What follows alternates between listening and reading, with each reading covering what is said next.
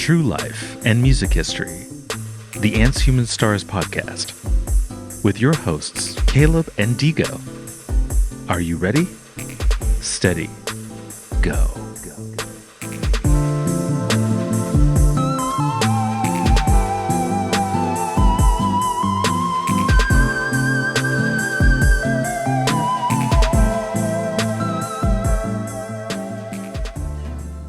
And now, for your listening pleasure, it's story time. It's story time. It's story time. Check it out. What's the name that you think of when you hear the song title, I Will Always Love You? No, you did it. I did. Oh, my God. I'll sit back. No, that was relax. a real question. That wasn't rhetorical. There's only one thing. And Exactly.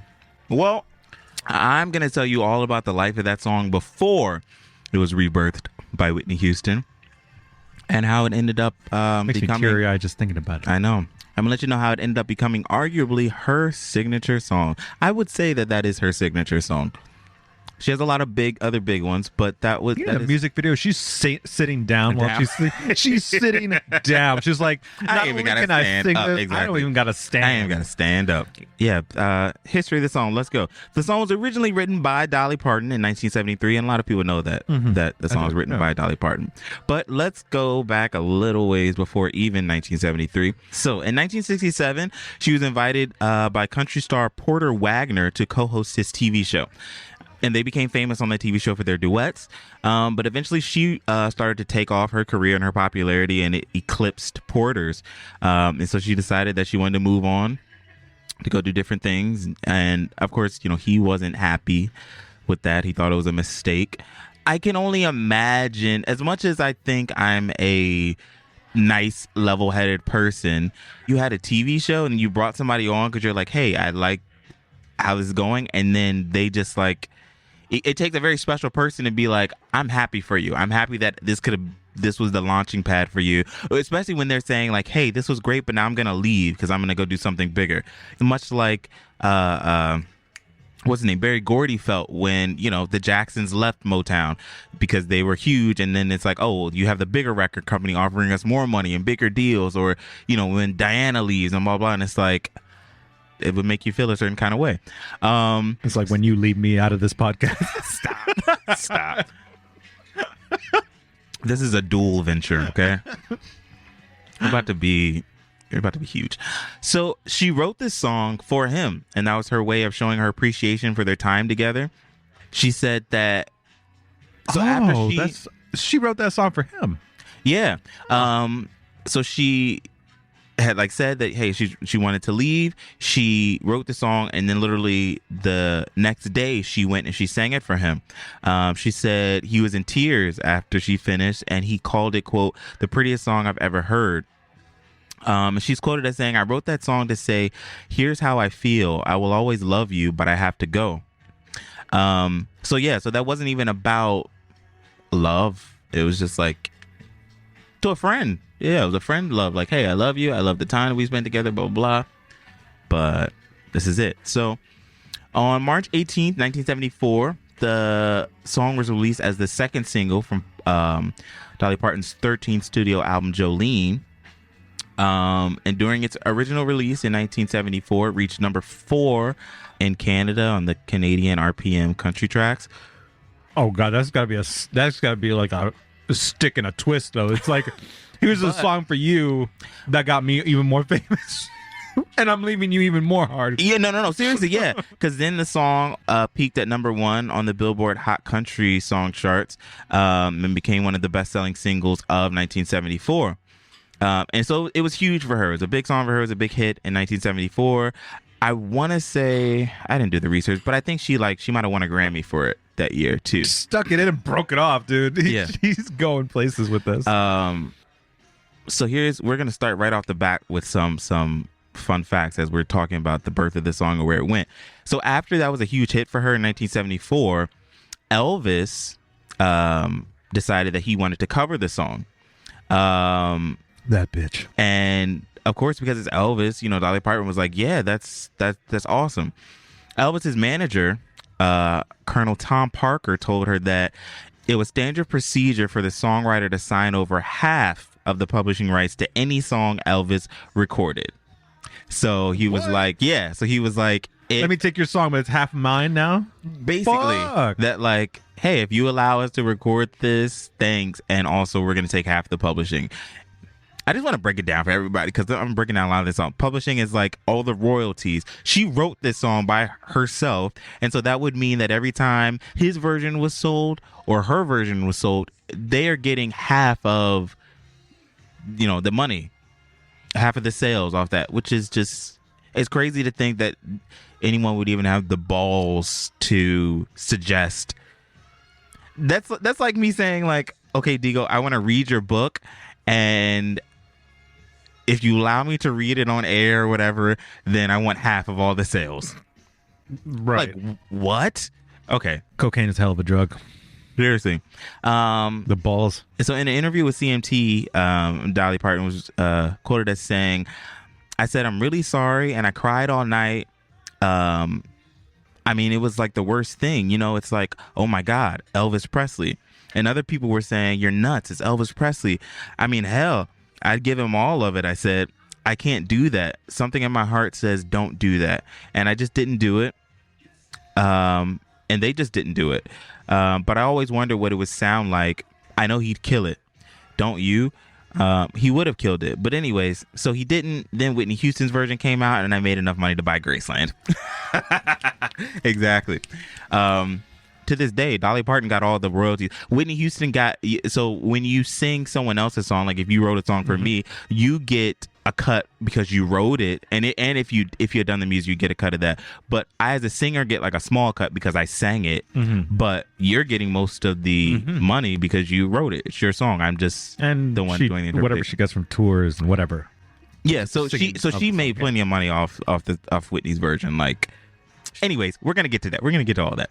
So she was also saying, she was also quoted as saying in 2004, she said one of the reasons why she didn't, explaining why she didn't give it to Elvis, she said, my songs were what I was leaving for my family, and I wouldn't give them up.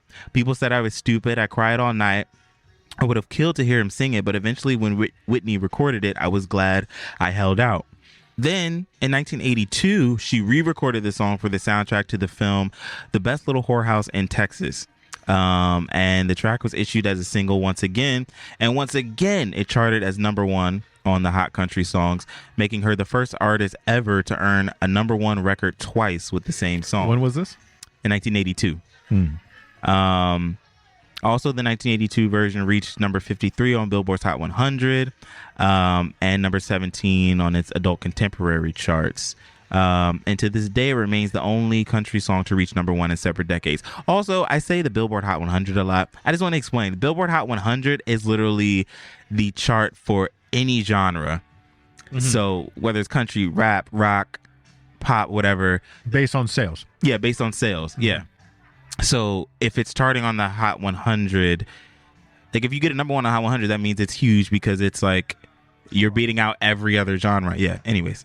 Yeah. So it also was another hit for her in 82.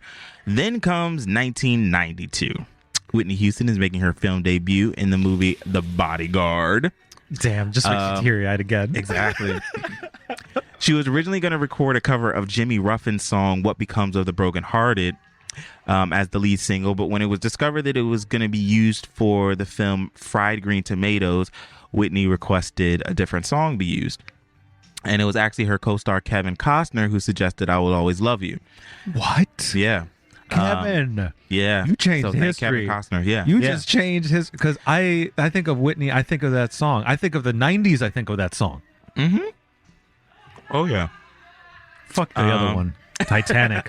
Exactly. Yeah, fuck that one. She's good, but whatever. She ain't no Whitney. She good, but she ain't no Whitney. And so he played her the Linda Ronstadt's cover, her 1975 version. But when Dolly heard that they were using Linda Ronstadt's version as like the template, she called the producer David Foster. David Foster is the one who rearranged the song as a soul ballad from Dolly's more like country standard version.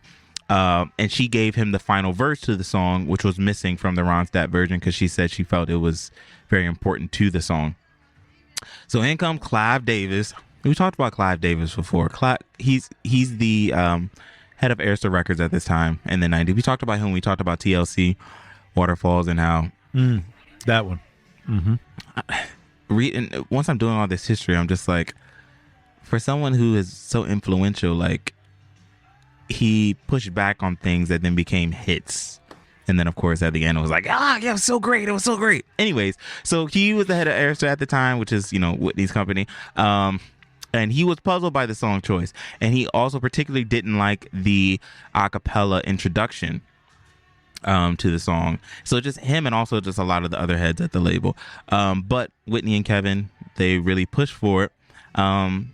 Kevin's quoted as saying, I said, this is a very important song in this movie. I didn't care if it was ever on the radio. I didn't care. I said, we're also going to do this a cappella at the beginning. I need it to be a cappella because it shows a measure of how much she digs this guy, that she sings without music. Also, fun fact, Whitney's recording isn't the only version that's played in that movie. During the scene when her and Kevin Costner are dancing, there's a version by John Doe that is being played on the jukebox. Also, fun fact, there's no, I read that there's no full recording of his song like available. It was just like, it's in that movie, like, but you can't just sign on to Spotify and let me hear John Doe's version. So anyways, so again, they stuck to their guns. They got the song in the movie and done the way they wanted to. And after its release on November 6, 1992, the rest is history. Here comes the fun part. I'm going to run down because I want you and the listeners to understand just how big and massive of a song this was. I was in second grade, and I'm like, what the fuck? What is going on? This song was huge. So it's been 14 weeks at the top of the Billboard Hot 100, which at the time was a record. It became Houston's longest run at number one, surpassing her previous record of 3 weeks with The Greatest Love of All in 1986. It was also the longest running number one single from a soundtrack album. It debuted at number 40 on the Billboard Hot 100, but then it became Houston's 10th number one entry 2 weeks later. So it also dominated on other Billboard charts, spent 11 weeks at number one on the Hot 100 airplay. It remained number one for 5 weeks on the Hot Adult Contemporary Tracks and 11 weeks on the Hot R&B Singles chart, becoming the longest running number one on the R&B charts at that time. It remained in the top 40 for 24 weeks. It also was Arista Records' biggest hit. The song stayed at number one in the United States throughout January and February of 1993, making it the first time Billboard did not rank a new number one single until March of the new year. Because again, it was released in November of the previous year. It was also the year-end single of 1993 in the U.S. Also in the UK, it was ranked as the number one single of 1992. And then also made the countdown again in 1993, where it ranked number 9, marking the first time any artist or group had the same single ranked in the top 10 of the year-end review 2 years in a row. In Australia, it was number 7. It was number 17 single of 1992 and the number 2 song of 1993. It was a huge international success. I won't bore you guys with all the stats, but like the stats are worth it. Like it remained number one in like just about every country for weeks on weeks. I mean, and this makes sense because, I mean, again, I was in second grade, third grade, fourth grade, fifth grade, sixth grade, seventh grade. Still, it's on the radio. It is on the radio. It's all the time. It's that song that everyone knows. And I don't think I knew, because obviously I didn't see The Bodyguard when I was in second grade. Yeah.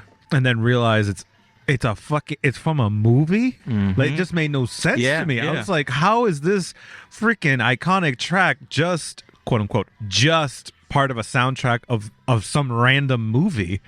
Which I miss that nobody does songs for soundtracks and then they're like a hit now. Well, not as much. No. People still do songs for soundtracks, but I mean in the sense of like that was a thing where you did a song for a soundtrack and it's huge. Most movies in the early 90s were definitely accompanied by some major song. It just went hand in hand. You have famous people making a movie and famous people singing for that movie. It just made, of course you would. Why wouldn't you? Yeah. Houston's 10-week reign in the UK set the record for the longest run at the top by a solo female artist in the history of the British single charts. The only single to have topped the United States, the United Kingdom, and Australian single charts for at least 10 weeks. It was a best-selling single in the UK for 1992 and for 1993 in the US. I said that already, sorry. And it remains one of the top 5 best-selling singles of all time worldwide, with sales of over 20 million copies. Now, just for somebody out there who hasn't ever heard of this track and they're just like, what the fuck? And they're driving and they haven't been able to swap over to YouTube and just quickly listen to, and you've been living under a rock for your whole life, or you're like 4 years old or something and shouldn't be listening to podcasts anyway. Can you give us a little, just the first, just something you could, just a little sample. Let me see. How to start? Oh. If I should stay, I would only be in your way. So I'll go, but I know I'll think of you every step of the way. Okay. Good stuff. It's Blown good stuff. away. I'm like, yeah. The song's heartbreakingly amazing. Also, the single topped in 1993. I still got to finish with these stats because I just need everyone to know just how huge of a thing this was at the time. It topped the 1993 Billboard Hot R&B Singles Year in charts, along with the Billboard Hot 100, simultaneously becoming the first single by a female artist and second overall to achieve that feat, behind Prince's When Doves Cry in 1984.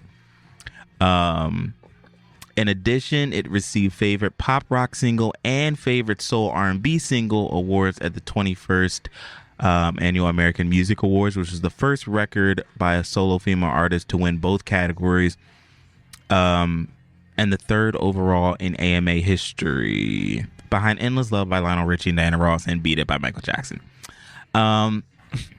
So along at with this point, like, whoever was against this track was just like, oh, wow. I was so wrong. Exactly. So wrong. So yeah, it was breaking records, a huge hit. Also, it's a big critical acclaimed song. It was later called her signature song. Stephen Holden of the New York Times said it was, quote, a magnificent rendition. Also saying, Houston transforms a plaintive country ballad into a towering pop gospel assertion of lasting devotion to a departing lover. Her voice breaking and tensing, she treats the song as a series of emotional bursts in a steady climb towards a final full-out declamation. Along the way, her virtuistic gospel embellishments enhance the emotion and never seem merely ornamental. I think that sums it up pretty well. And so among its many, many accolades, it won 2 Grammys at the 1994 award ceremony for Record of the Year and Best Female Pop Vocal Performance. It was also nominated for an Oscar, but it didn't win. And I remember when because yeah, of course, as a kid growing up in the 90s, like, you heard the song and it's like, oh, that's Whitney Houston, that's her song. But then I do remember, I don't know the year or how old I was, but I actually like listened to the lyrics and it was like, oh my gosh, like, the song is sad. I think not so much because like you're leaving, but it's expressing that, like, how much you love the person, and I'm leaving, but I want you to know how much I love you. Like, it's not a just cut and dry love song. Yeah, exactly. The soundtrack was the first album verified by SoundScan, and SoundScan is like, they tabulate all the numbers on things. I like ate all the fries. All this. I ain't gonna say nothing. There's a big plate full of fries here. I literally got it for both of us, and because you're talking, right? I know. I'm just like popcorn. I'm like, man, I don't want to rush through this, but I want to rush through this. Look, I'm gonna put this way over there. Yeah, it was the first album verified by SoundScan to sell more than 1 million copies in a single week. Ladies and gentlemen, dare I say, is that how you say it? Dare I say, like, an artist will ever sell 1 million copies in 1 week again? Like, I don't know if that's maybe a single. I think it's possible that there's in the future artists will sell 1 million copies of a single. And since then, the album has raked over 45 million sales globally, making it the top selling soundtrack of all time. Wow. So it was just huge.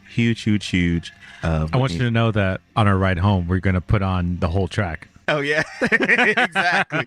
No, I was just like cry. As I was putting this together, I'm like listening, like, oh my! I watched her. She opened the 1994 Grammys with this, singing this song. So after the success of Whitney's version, Dolly was quoted as saying, "When Whitney did I Will Always Love You, I mean, look, what a grand song she made out of that simple, heartfelt, song. It was just amazing. Whitney is the one who took it worldwide and really made it a household word, or song, I should say. So I'll always be thankful to her for that." And kind of also just a tidbit, after the success of Whitney's rendition, people started taking Dolly Parton more serious as a songwriter, because before it was just kind of like, she's this huge famous country legend, but she writes her songs, but yada yada yada. Mm-hmm. But that was really like, oh. She was quoted as saying, "I was just a girl with a big hair and big tits and a big personality, but I think that one kind of pointed a finger at me as a serious songwriter, and the fact that it did so well, and I was so touched by it." That one meaning the song. And I was so touched by it and so honored by it. That one will stand out in my mind forever. The song was also played during Whitney's funeral when she passed away in 2012. Tearjerker. Yeah. But it's just interesting how, that it was her song. She took it to number one on the country charts twice, not only in 1974, I think it was, but also 1982. But then, Whitney Houston came and sang it, and it was like a brand new song. And arguably, people know that. I would go, as far as to say people know that as Whitney Houston's song more than Dolly Parton's song. And that, ladies and gentlemen, is your music history for the day. Do you think she ever went on a cruise? I would imagine. No, she ain't going on no cruise. Famous people don't go on cruises. They're like, look, just take me straight to the destination. Thanks for listening to the Ants, Human Stars podcast with Caleb and Digo. Stay connected and get updates about new episodes by visiting our website, antshumanstars.com, and by subscribing wherever you listen to podcasts. If you enjoyed this podcast, please leave us a positive rating and review, and share about us with your community on social media. Thanks, y'all. We really appreciate it.